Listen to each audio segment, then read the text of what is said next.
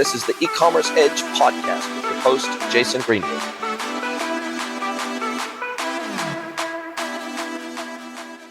Hello, everybody, and welcome to another episode of the E-commerce Edge podcast with me, Jason Greenwood, your host. And it is my absolute pleasure to welcome our next amazing guest for you today, ZSUZSA KECSMAR. You are International Loyalty Personality of the Year. You've won so many awards, and you are the co-founder and chief strategy officer of Antavo Enterprise Loyalty Cloud. Welcome to the podcast. Thank you very much. It's very nice to be here. Hi there. It's very nice to have you along for the ride today. But before we get into Antavo and what you guys do, how you do it, what makes your platform special and unique, tell us how you got to be in this game, because you've been running Antavo for nearly 14 years now. So this is not your first rodeo, but you are a member of the Forbes Business Council. You've been an investor. You've come from not necessarily an e-com background or even necessarily a loyalty background, but you were a radio producer and broadcaster in a previous life as well. So how did you even come to be in this wonderful world of e-commerce and digital? First of all, I didn't think that I was talented enough to make it into radio. And it was a realization that hit me when I was still during my university years. And during those 5 years, I worked in radios, like all kinds of radios, commercial radio stations, and these smaller community radios. But yeah, having my own show was basically my first paycheck. So this situation is not unknown to me, and quite enjoyed this whole experience. Good for you, Jason, that you have a podcast. Maybe I should have a podcast too, so I can relive my university experiences. But back then, when I was doing this, I knew that it doesn't come easy for me. It didn't come easy for me to be on air. It was not like this. And of course, I was young, I was not that mature, and it just didn't come to me like that. So I thought that, okay, maybe it's not that for me. And then I teamed up with my co-founders. One of them was my boyfriend. Ever since then, we got married and have now 3 kids. And we just started to build a business together. And back then, it was a different kind of marketing technology. It was focusing on lead generation with contests and sweepstakes. That was the TikTok era for Facebook, when it was still growing and it was viral. And the marketeers wanted to capture as many people as possible to reach them in email later, because everyone knew that you can't just rely on the actual virality of Facebook. So we built that small business software as a service and then run it for 5 years. And then we realized, because we ourselves had very bad churn, that we can't build a business on that. So in 2017, we pivoted, and then we launched the loyalty product that we have right now, which had its own evolution, because from first serving fashion, then e-commerce, we expanded to retail, that we expanded to enterprise. And last year we launched the AI Loyalty Cloud, which is a software as a service technology company for our marketing. So we stayed in the space, but focusing very much on loyalty programs. And there are a couple of great, amazing loyalty programs that are running on Antavo today, like KFC or Tommy Hilfiger or Scandic Hotels or Hyatt or Benefit Cosmetics. So multiple types of verticals, but what is in common in them, that each one of these has like an e-commerce lag. We don't work with businesses who only sell through stores. We work with businesses who either sell only online or both online and in store. Wow, what an exciting journey you've had, and you've been in the loyalty game for a very long time, so in the very nascent early days of loyalty. But what I find interesting is that almost every major retail brand offers some form of loyalty program or loyalty scheme, or some form of membership program or scheme. But what I find is that, and this is based on not only when I was helping to build brands and seeing what happens when you implement oftentimes just a basic points-based loyalty program, which is basically spend, earn, spend type of loyalty program.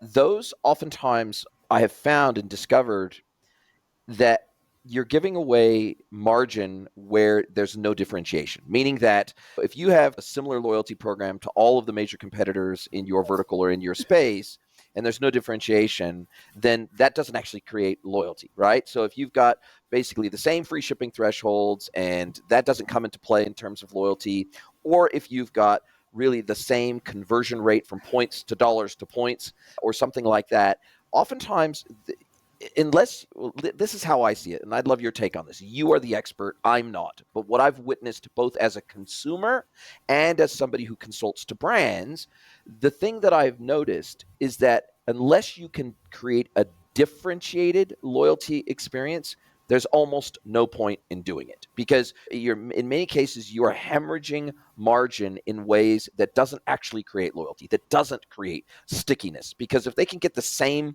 benefits regardless of who they shop through, because you're all offering a very non-differentiated, very similar loyalty program, then they're going to get the same benefits whether they buy through you or whether they buy through one of your competitors. And that's what I've witnessed emerge in the marketplace is many brands doing a loyalty program just to say they have a loyalty program, not trying to think of it as a strategic initiative within the business to create recurring business and a high CLV with their customers. Yeah, totally. And I can even say a very specific statistics around it. 69% of consumers join loyalty programs because of the rewards and the financial benefits. So it's very important to have that financial benefit part nailed down. But why they stay actually is the differentiator, the plus that you give them, the special thing that the competitor doesn't have. We have this big report each year, the Global Customer Loyalty Report, and we launched the last one earlier in January. And it's such a big research. We asked 2,600 marketers, 10,000 consumers globally. We analyzed the loyalty programs that are running on Antavo, and we analyzed 230 million member actions. So we really did our homework, and it was like an excellent launch, beautiful launch. To this point, over the course of 5 weeks, 4,800 people downloaded it. So that's great. In B2B, you know these numbers, that these are amazing in B2B. And this was one of the questions that we asked from consumers, like why you join loyalty programs. And our learning was that they come for the meat, and these are the financial benefits, and stay for the gravy. And what is the gravy? That's you who need to find this out. What is the gravy? What is the unique differentiator that your company does, that your loyalty program does? Is this because you can have these private tours in the factory? Is this because through the loyalty program you can book those beauty appointments? Is this because for that specific tier you release the sneakers only to that couple of customers? Is this because you offer a great deal with a subscription, so the barista coffees once a day are available for that kind of tier? So that the secret is in the gravy, basically, that you need to figure out what is your gravy. So well said. And I think one of the other things that I've also recognized in the industry over the years is the fact that there has been a proliferation of kind of all-in-one marketing applications that are trying to do help with acquisition, trying to help with retention, trying to help with growth. And so we have a situation where if you go into the Shopify App Store today, for example, and you type in loyalty, you're going to have nearly 800 apps that have or are or related to loyalty. Then if you go to the Shopify App Store and you type in memberships, you have nearly 200 apps that have something to do with memberships. There's a little bit of overlap because some platforms will do loyalty and memberships. We have somewhere in the neighborhood of 800 apps out there nowadays that say something about trying to create a sticky customer and trying to create and incentivize becoming a sticky customer in some way. So I can understand how merchants might feel overwhelmed in terms of which technology do I pick, which program do I pick, how do I configure it, how do I differentiate it, how do I deliver it in a meaningful way to the customer, how do I even package it and communicate it and message it to my customer in a meaningful way throughout the customer journey, right from the point where they're a visitor to my website to the point where they become a customer to the point where they hopefully become a loyal long-term customer. This is it. As a retailer, I think many brands feel incredibly overwhelmed when they think, how can we turn this into something that is strategic instead of tactical in our business? And when you work with your customers, do you find that oftentimes they feel overwhelmed too, even if from the top highest levels of the business, the CXOs in the business, maybe they have religion about loyalty. They are willing to invest. They're willing to try to differentiate in any way that they can, but they feel overwhelmed in actually how to do it. They know the what, but they don't necessarily know the how. We see this all the time, and this is why usually our sales cycles is long. And this is the fact of the business, actually. And it's not us only, it's like marketing technology in general. And those MarTech experts and business transformation experts and digital infrastructure experts who work at businesses, who work at agencies, who is basically you when you work with your B2B e-commerce customers, you are the ones who can compose this kind of architecture. I would differentiate between two kinds of architectures. There are the horizontal players and there are the vertical players. Antavo is one of the vertical players. What is a horizontal player? A horizontal player in marketing technology is those companies who provide the CDP, the marketing automation, some basic loyalty, and they call themselves the experience platforms. And then usually they're the ones who were, like 10 years ago, the email marketing providers. Now this expanded, right? And so they are the ones who do many things, but of course there is a limit to how far they can go.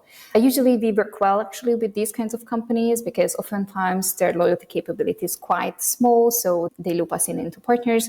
But sometimes these kind of companies have a very good kind of loyalty program to an extent that is okay for the company, but it will not reach the depth of the other kind of marketing technologies, which is the vertical kind of marketing technologies, when you compose a marketing stack, and that marketing stack consists of the very knowledgeable CDP, the very knowledgeable marketing automation, the very knowledgeable loyalty program management tool like Antavo, the very knowledgeable, and so on. So there are other parts of the marketing stack.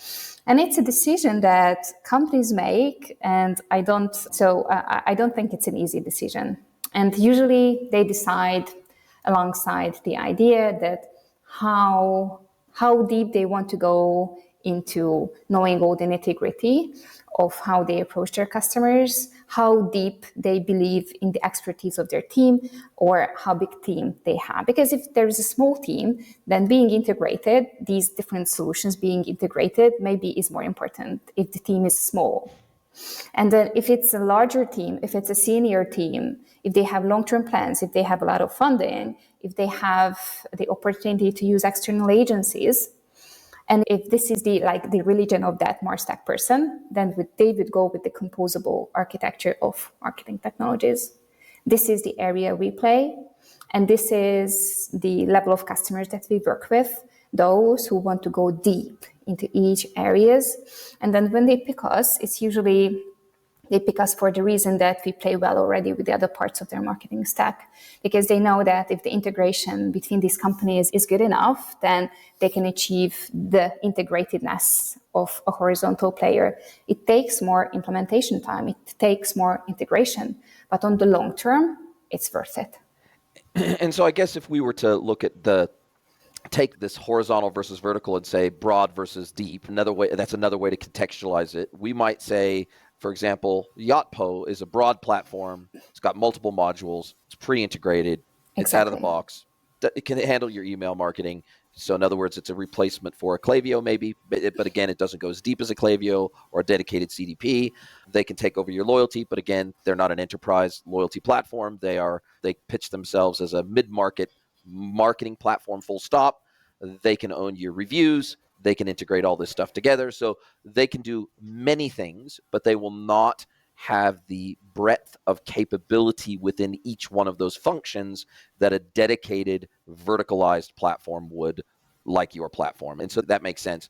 And when we start thinking about enterprise loyalty, and I've had a little bit of experience in this space before in terms of scoping it into an overall tech stack for brands, there's not that many. We have Annex Cloud. We've got a couple of other enterprise loyalty platforms out there that pitch themselves at the kind of enterprise end of the loyalty stack, but there's not many. And why do you think that is? Do you think that it's because it's really hard to do vertical specific things, and the amount of effort you'd have to put in to build out those components with the variety of use cases that you want to meet? That's difficult to do. To go shallow but broad is probably easier than going narrow but deep. Such an amazing question that you have. What is the reason there are not so many? And you are right. It's basically, I would say that there are three companies. It's NX Cloud, it's Talon1, and it's Antavo. I consider us the enterprise loyalty providers.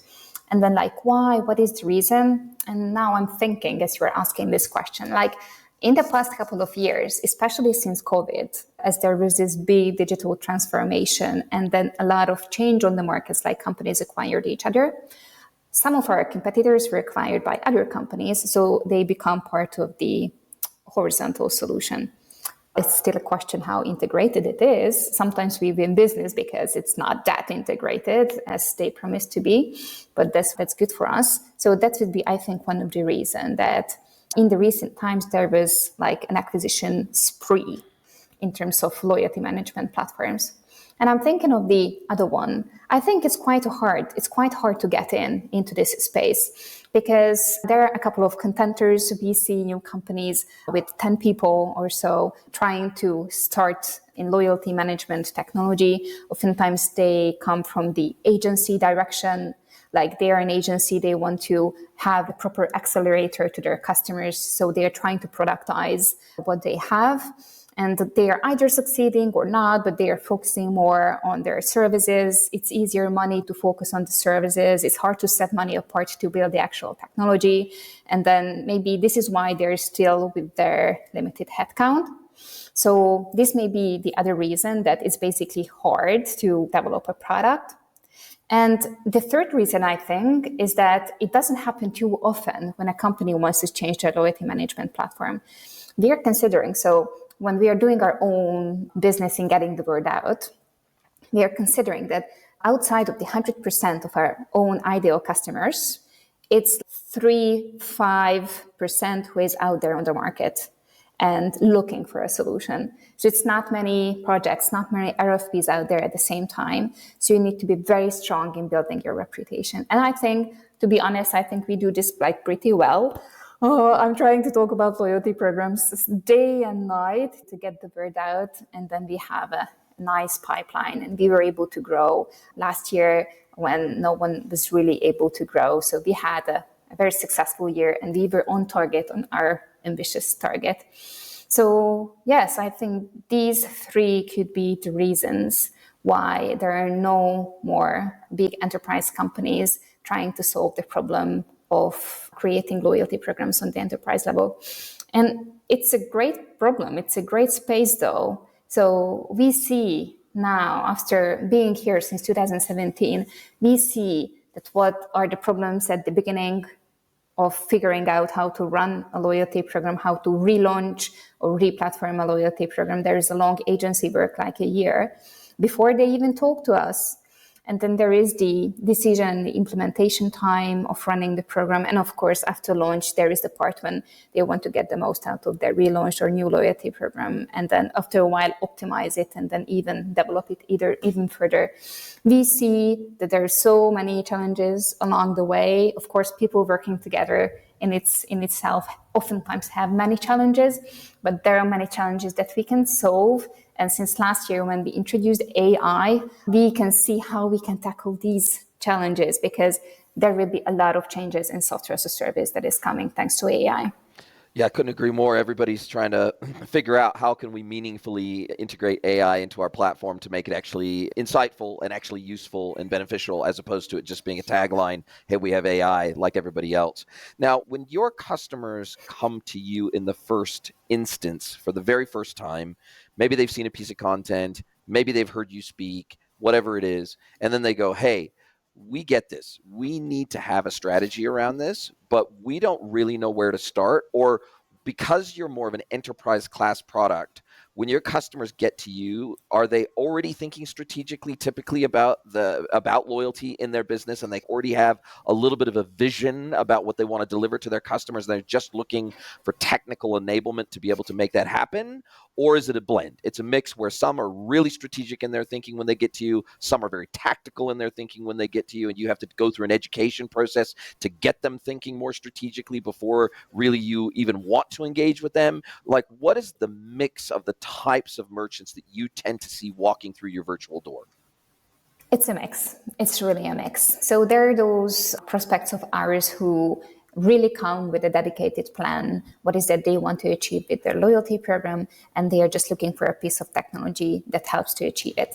Usually this is the best thing for us, because then this way they just really know what they want. They want a piece of technology and they are here, and then we can tell why it's useful to pick Antavo. For example, we have this beautiful workflow editor, so the cost of ownership can be lower on the business's side, and there is no IT involved in order to launch a new campaign, because it should sit in the marketing team. It's like it shouldn't be done with IT people. Marketing people should be able to do it themselves. And that's the easy part. And oftentimes, because we are in loyalty and like we have so much content available, which is amazing, companies come to us without a very, very strong loyalty concept. They think that they need technology, but we share our opinion with them that no, first, maybe you need a better concept. And this is when we involve our agency partners, our consultant partners. Antavo is very consciously focusing only on technology. So we don't do services.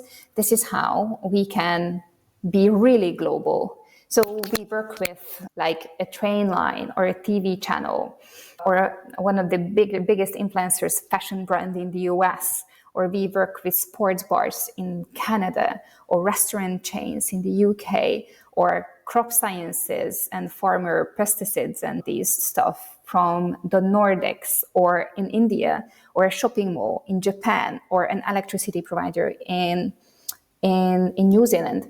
These are all kinds of businesses from all kinds of backgrounds in all kinds of geographies. So it is always our conscious choice, because we always had this global ambition that we would work with local partners.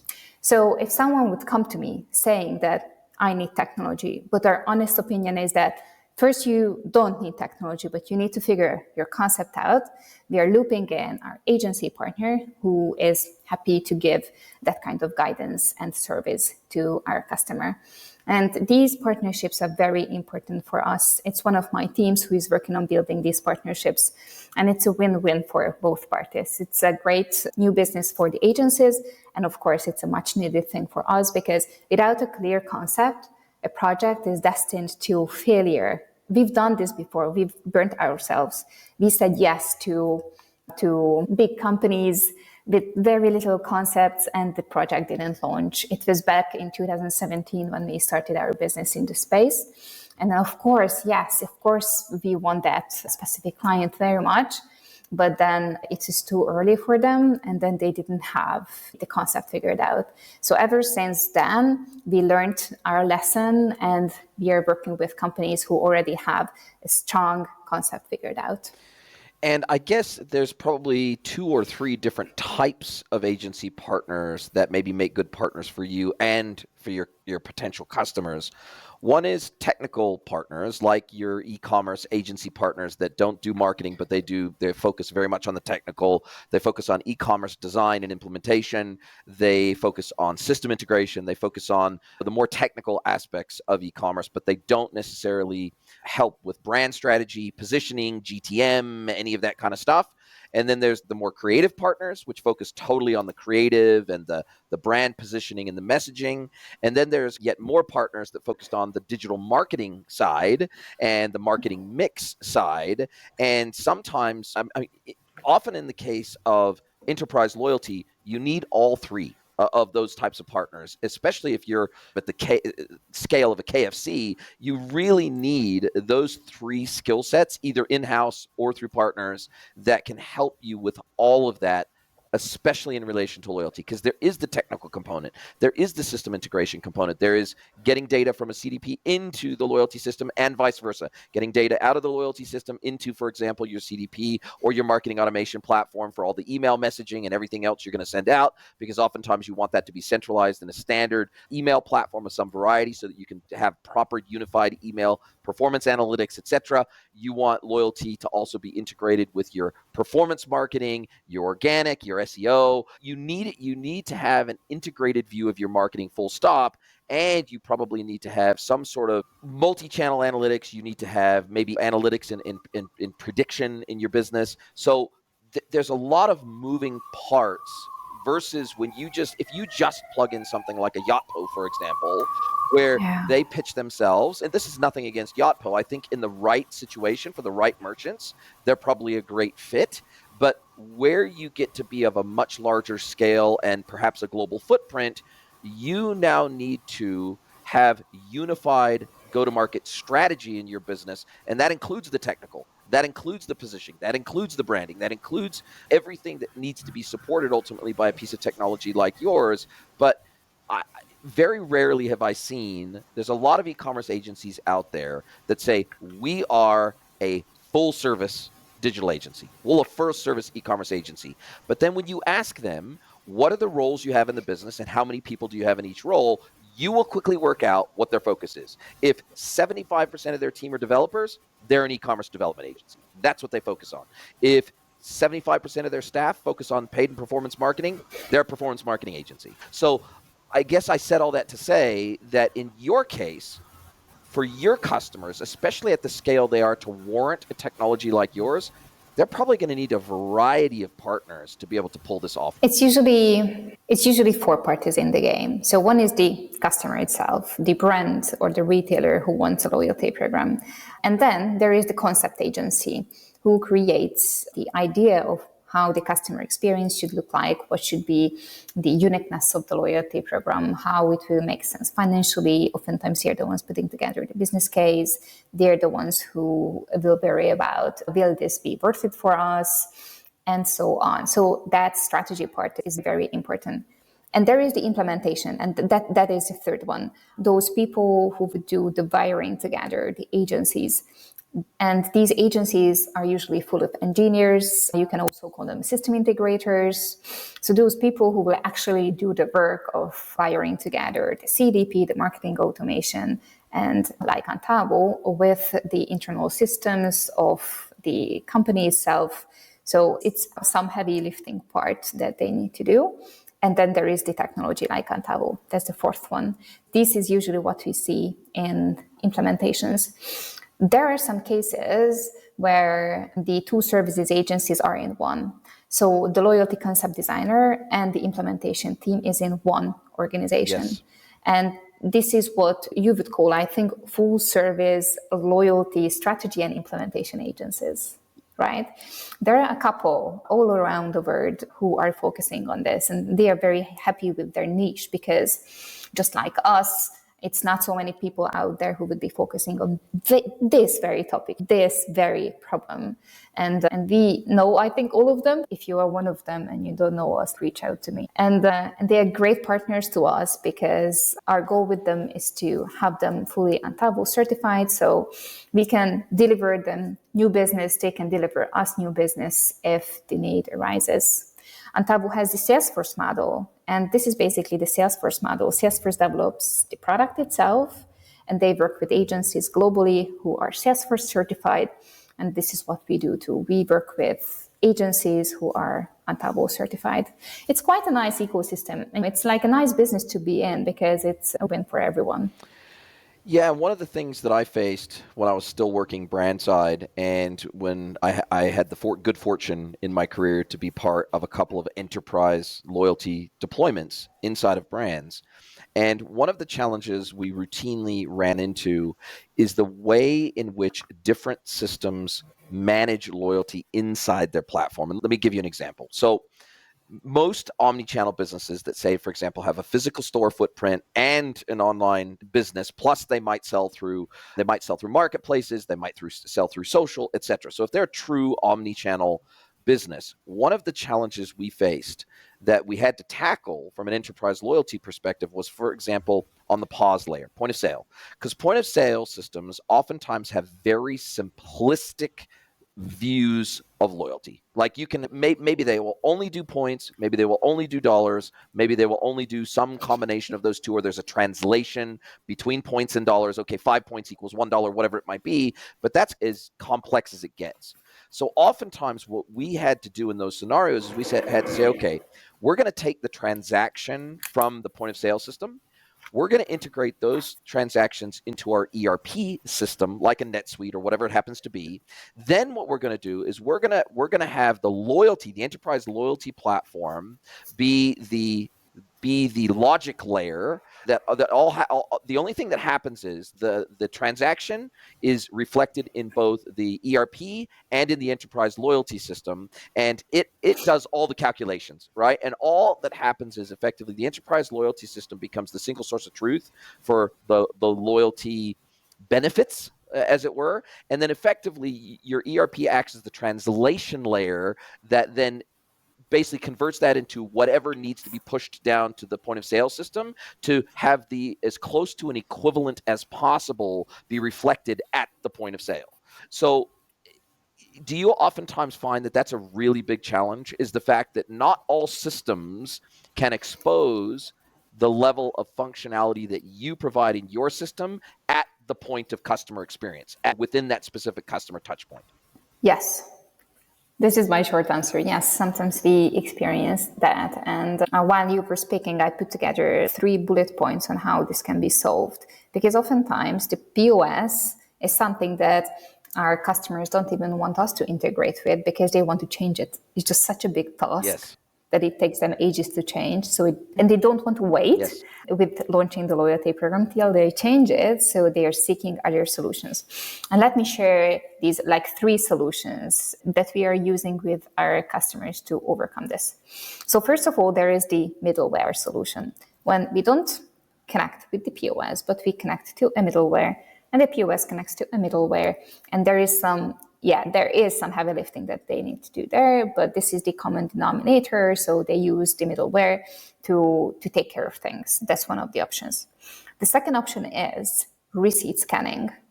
So basically, they leave out the POS from the game. Just imagine that you are in a store, and in a store, especially if it's a department store with multiple POS systems, you shop as a customer and you receive the receipt, and then you put it onto a surface, you take a picture of it, and then this is how you scan the receipt, and then you basically show the proof that, yeah, I made this purchase. And then, of course, there are rules around this, fraud detection, and some pending period for the points to settle before the return period. So we take care of not for customers to not play out the system. But basically, with this receipt scanning, these POS problems can be overcome. It also applies if there are multiple retail locations, sometimes in multiple countries, and POS systems are different. It's not only at department stores and shopping malls or airports, but even those retail locations where they use different POS systems. So that's receipt scanning. And there's a third option, which is card linking. And card linking is actually quite expensive, but it can be worth it for bigger companies who really need this very smooth customer experience. And there too, the POS is basically left out of the game because of all the complexities. And then there needs to be 2 things involved in card linking. First is the actual bank card, which is basically 4 times 4 numbers and then the expiration date. So the card details, you don't need an actual physical card, but the card details that you need. And the mobile application. You type in the card details into the mobile application. So when a transaction happens, it sends the information to the big system. So your application is informed that, oh yes, with that card, there was a transaction that happened. That's good. And it gives room to a lot of opportunities because this way the customer can earn twice or even 3 times. As if they use a credit card, they may have their own cashback with that credit card, and they are very happy for that. And then if they're part of some bigger scheme, when they are shopping with their card, and I don't know, they win free trips or collect points towards miles or something, then they are happy for that because these are points. And number 3, they are part of the loyalty program, so they are credited for that too. So it's like a triple win for them. Not many companies offer card linking because it's very expensive today, but I think in the future it will be more and more cheaper as the technology spreads. And of course, the MasterCards and Visas want this. They want to make money on it. After a while, we think that it will be more and more affordable for brands to create this experience. Yeah, you raise a good point, though, which is that it's all fine and good to recognize the purchases at point of sale, but extending the benefits of loyalty to the point of sale experience is the hard part. So I see. That's the challenge. It's not recognizing the purchase at point of sale. And then, for example, that's easy, meaning that if they log into the e-commerce website and the loyalty is there, then obviously they get the benefits of all their purchases, regardless of where that purchase was made. And then if they choose to make their next purchase online, then cool, they get the benefits at checkout if it's a discount or it's free shipping or whatever it is, then that's easy. But it's extending those benefits into the point of sale experience that is the real challenge. That's been my experience anyway. And then the final challenge that I'd love your thought on here that I've encountered multiple times is in the case of returns, refunds, store credits, etc., and their impact on loyalty balances or loyalty benefits and loyalty tiers that someone may fall into or out of, depending on what they've returned, what they've had refunded, what they've had a store credit issued against.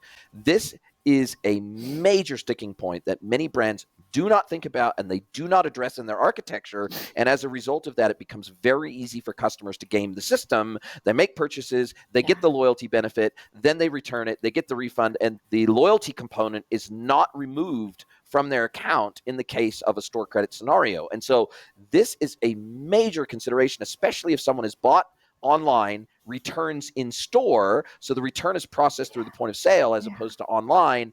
This is where system integration has to account for all these unique edge cases. Otherwise, you can very easily get shafted as a merchant. That's so true.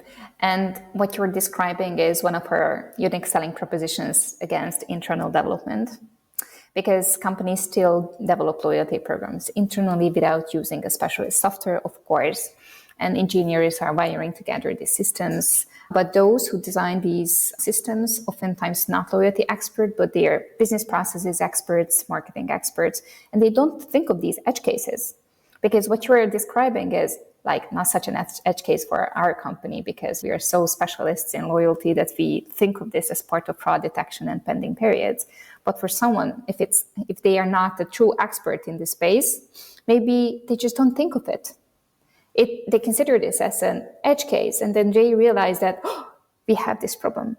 And of course, if they didn't think of it, then they need to redevelop, or it's customer support who is seeing these, or there are these big scandals which even get to the media, and then no one really wants that to get to this point.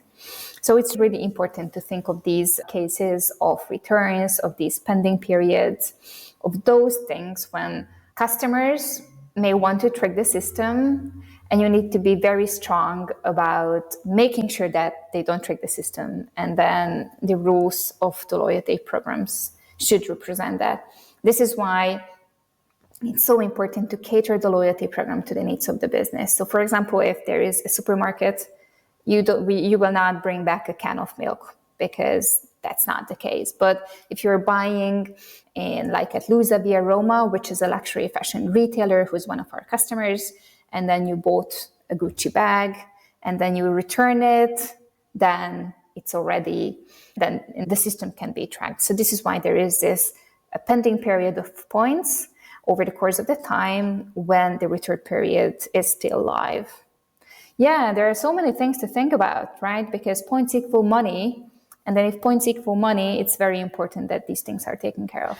Yeah, and I think even if a customer's not trying to game the system, but if you haven't allowed for these very common use cases where someone needs to return something to you. And let's say, hypothetically, you have a loyalty program that to earn points on a given purchase, maybe you have a threshold. You say, okay, the purchase has to be $50 or something like that. And the total purchase was $51. And then they return one item from the total order, which would drop them down to a $40 purchase for that purchase. Then you need to remove all the loyalty from that purchase, as opposed to, or maybe you want to prorate the loyalty in those cases where it's been returned, depending on the type of return, that it was the product faulty, didn't it work, did we never deliver it, or whatever it might be. So there's scenarios where it's the customer's fault, so to speak, versus where it's the merchant's fault. And so therefore you may want to treat those scenarios differently in terms of whether you want to continue to allow them to have the loyalty based on that purchase or not.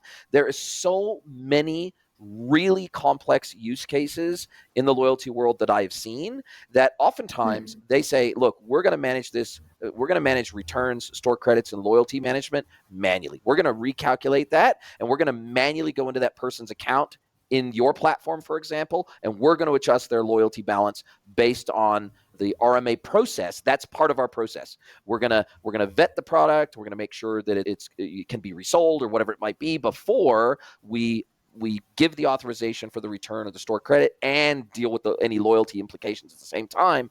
But again, even in that scenario where there's a human involved in the process, trying to figure out the loyalty impact that should apply on a given transaction can get super complex. Yeah, and it shouldn't be done by a human. Yeah. It should be done by a platform. Yes. Sometimes there is a human intervention that is needed. And this is why we have the view of each customer in the platform. So customer support representatives have a special and limited access to the loyalty program, and they can check each customer. And then they can offset a couple of things. They can adjust manually. But also it takes time. Even if most things are automated, just figuring out what is the customer's real problem takes time. And this is where AI comes in. And then since last year, it's much easier because AI can understand the whole transaction history at a glance. So customer support representatives can just really ask their questions, describe the customer's problem, the ideal outcome, and our AI can tell them, because reading the pages this fast for the AI, that this is the situation. This is why the customer is unhappy and how to solve that. And I guess this was one of the first use cases actually when we developed AI to help customer support, to make it a bit easier, because oftentimes it took time for customer service representatives to dig in the customer history and they didn't really find a problem. And I guess this is where integrations become mission critical in your world, right? We need to be able to integrate with ERPs. We need to be able to integrate with point of sale systems, e-commerce platforms, customer service platforms like Gorgeous, returns platforms like Loop. We need to be fully system integrated across basically every single customer touch point that you have and every single system of record in the business, so that you have a fully informed loyalty program both in and out of your system, right? Yeah, and if it's not even integrations, because we can't be integrated with all these platforms out there, even though if you really wanted, APIs really help. Yes. Because with APIs, you can get it done and wire together things. And this is why I look up to those digital architects with so much respect who wire these things together, who are actually implementing and getting it done. First, designing the architecture and then actually implementing it so businesses can use them to their best advantage. I love it. And just what would you say, because I know you target retail, you target D2C, B2C brands. Are you working with any B2B manufacturers and distributors? Because loyalty in this game used to be based on exclusivity, right? So a distributor might have an exclusive region, or they might have an exclusive product range or whatever. So basically any of the business that was able to be had in the market was going to go to them. That's largely gone away in the industry now, and distributors and manufacturers have to differentiate themselves just like retailers do. And one of the ways to do that is to offer some form of incentive for doing long-term business, whether that be unique custom price lists, whether that be incentive buying, whether that be rolling 12-month total spend or something like that. But B2B brands now are looking for more ways to differentiate themselves than ever before. So do you see anything in that market starting to emerge that you say, hey, we think we can even help here? What we see real opportunity in is not only B2B, but B2B2C loyalty programs. Yes. The overarching Yes. loyalty program that doesn't only reward the C, but the B in between. Let me tell you an example. So one of our customers is Hyatt Hotels, and they want, of course, guests to stay in their spaces.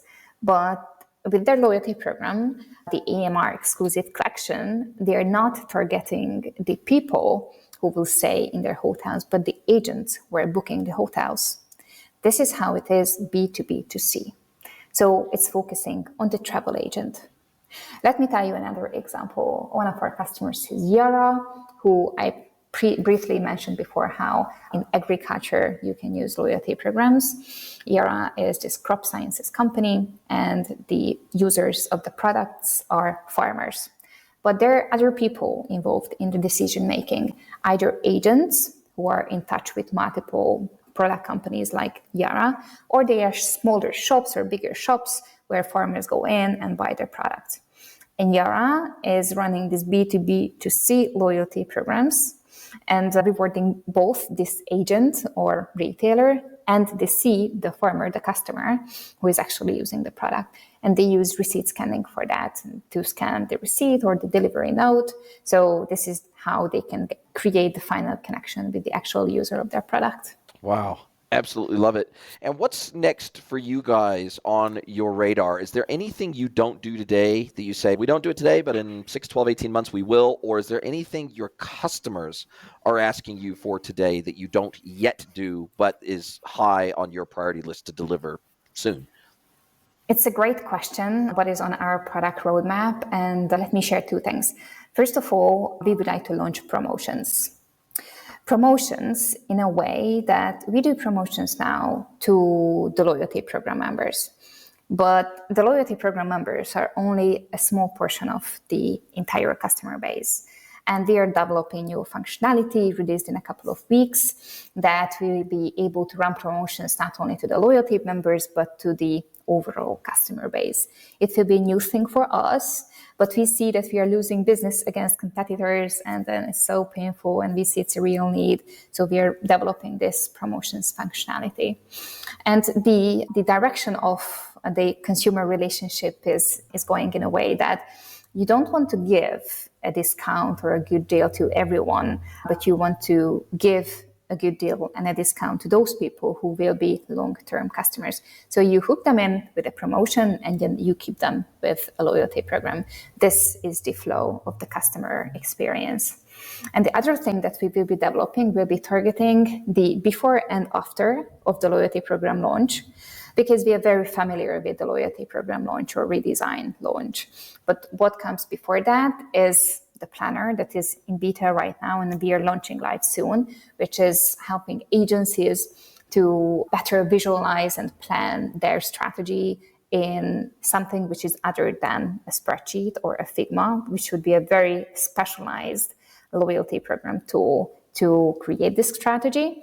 And what happens after that, because after the loyalty program is launched, everyone in the organization is asking, like, how it is going, how much money we are making on this, who are our best customers, is it really worth it, what is the ROI? The person who is usually the CFO or the CMO is the one asking these questions, because of course they need to justify themselves in front of their board too. There's always someone to convince.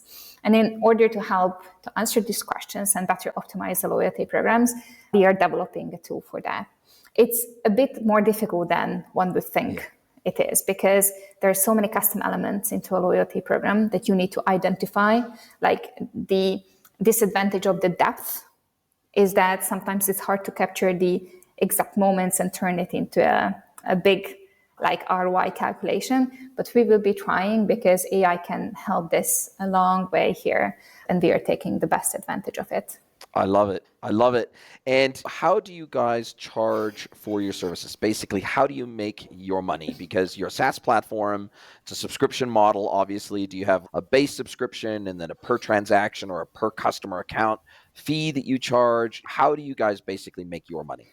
We have a license fee of the platform, and then the price varies based on what portion of the platform that you use. But it's quite simple in a way that we don't differentiate much here, but it's based really on the number of members that are there, number of active loyalty members that are using the loyalty program.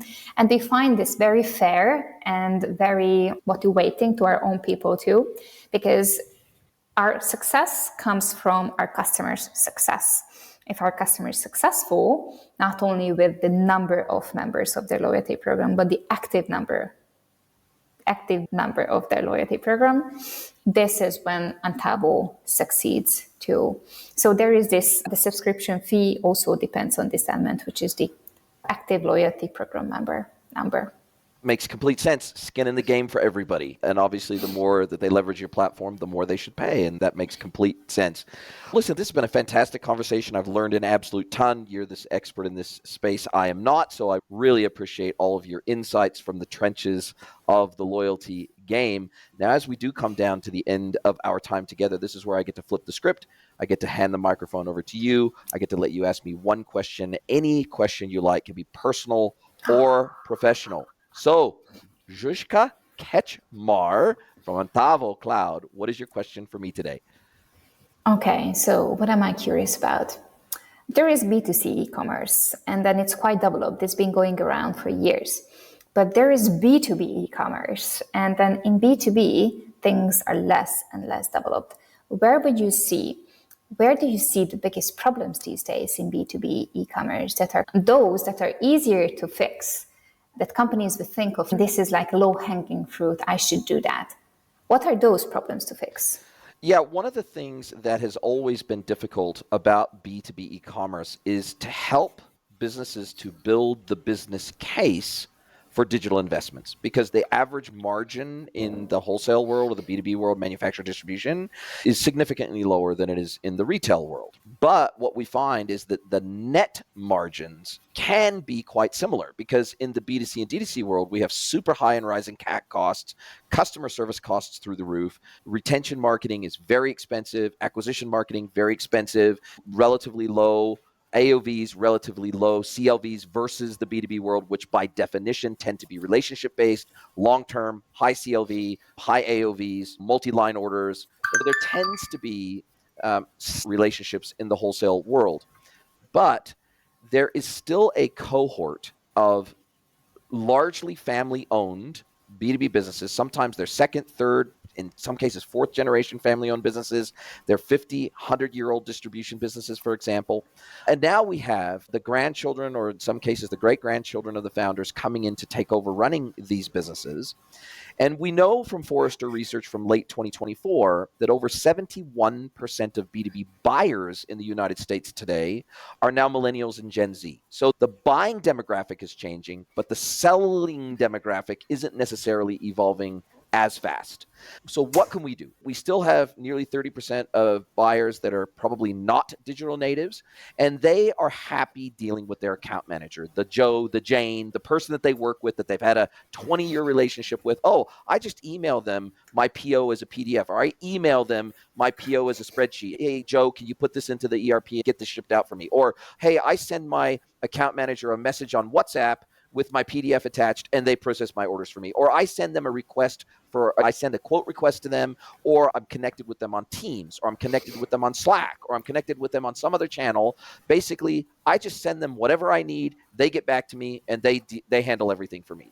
So there's a certain percentage of the buying cohort that is not going to change anytime soon, the way that they want to do things, or they're on a job site and they can't get to a computer where they can log into a self-service e-commerce platform. And so they've only got their phone with them, right? And so they need to send a message to their account manager and say, hey, look, send this to the job site. I need a whole pallet of plywood, for example. And so I call 2025 the age of meeting your B2B customers where they are, so that you can get better ROI out of your commerce investments. And AI is dealing with this problem now in a way that we have not seen before.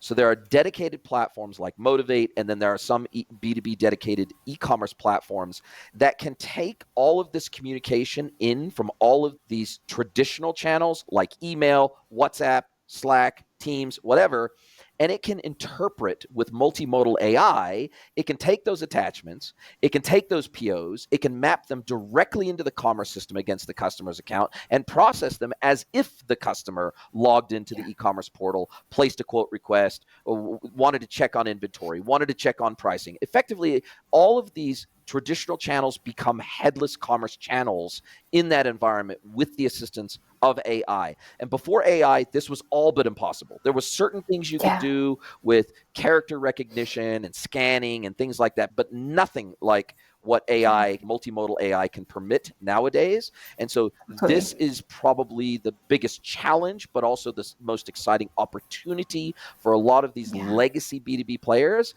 that, okay, cool, I implement this whiz-bang wow self-service e-commerce platform, but how do I ensure adoption of that technology without the customer having to change their behavior, right? So we now can let them continue with the behavior that they've always done, but leverage our technology layer to get much better ROI and much better adoption out of our commerce technology. Yeah. I totally see that. I totally see what you're describing, and I love how you described it in a way that meeting the customer where they are, because you can't influence where they are. You can influence where you are, and then you can have the account manager either as a person sitting there reading that text message or WhatsApp message or Slack or Teams, or it can be an agentic AI sitting there and understanding all these and communicating with your systems, right? Exactly. And really it's really only been in the last 6 to 12 months that this has become possible in a fully connected, integrated way. And there's some really exciting stuff out there with some of these platforms that I've had demoed for me. So I know just how amazing they are. And I'm a very tough critic as a solution architect. I'm a very tough critic of technology, but this stuff blows me away, so I know it blows my customers away. It's a very exciting time. Listen, this has been a fabulous conversation. I super appreciate your time, and I can't wait to speak to you again soon. Are you a B2B or D2C e-commerce merchant? Then head over to greenwoodconsulting.net to learn how we can help you scale your business.